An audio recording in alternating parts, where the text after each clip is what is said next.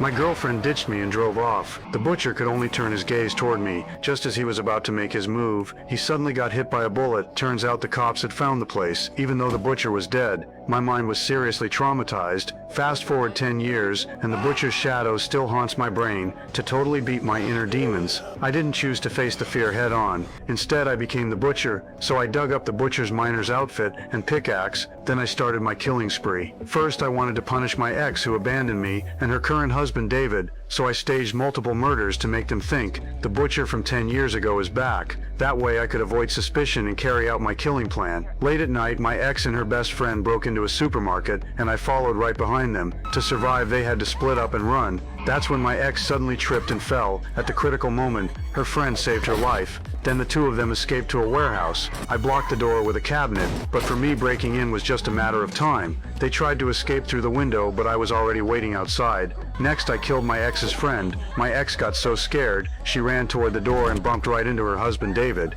Even though I didn't get to kill her this time, I deliberately called her up and told her the butcher from 10 years ago was dead. The current butcher might be her husband in disguise, and the evidence was in the mine from 10 years ago. Then I tricked my ex into getting in the car and planned to take her into the mine to kill her. But after some investigating, her husband immediately called her and told her I was probably the butcher. He also said I had mental issues, but what did it matter if she knew she was going to die by my pickaxe anyway? But just as I was getting excited, she grabbed the steering wheel from me. That caused us to crash. I got knocked out cold, but she got out of the car and quickly called her husband. David told her to head to the cabin in the woods, but as soon as she walked into the cabin, I showed up dressed as the butcher. She didn't suspect I was the butcher though, because only her husband knew about the cabin, so she mistook the butcher for her husband.